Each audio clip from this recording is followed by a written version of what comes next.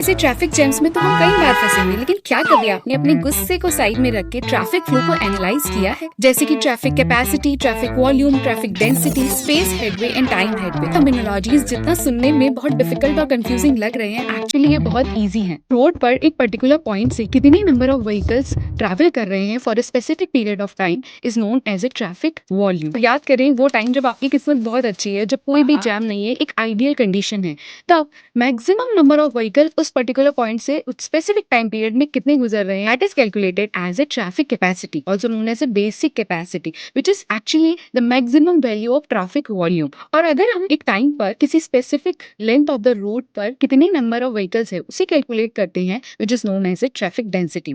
और वो worst condition during the jams, जब हमारा मैक्सिमम नंबर ऑफ व्हीकल्स उस पर्टिकुलर लेंथ ऑफ रोड पर स्टे होते हैं because of the jam, is known as a jam density. और आपने देखा होगा जब हमारा ट्रैफिक स्लोली आगे बढ़ रहा होता है, तब दो पर्टिकुलर व्हीकल्स के बीच में एक स्पेसिफिक स्पेस को मेंटेन किया जाता है फॉर द सेफ्टी पर्पस, और उसे कहते हैं हम स्पेस हेडवे।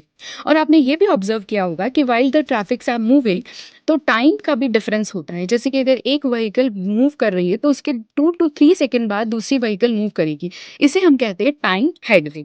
अब ये सारी टर्मिनोलॉजीज आपस में इंटरलिंक्ड हैं, और इससे हम ट्रैफिक स्पीड को भी कैलकुलेट कर सकते हैं। So for more such conceptual clarity, keep learning from Sil Dipali.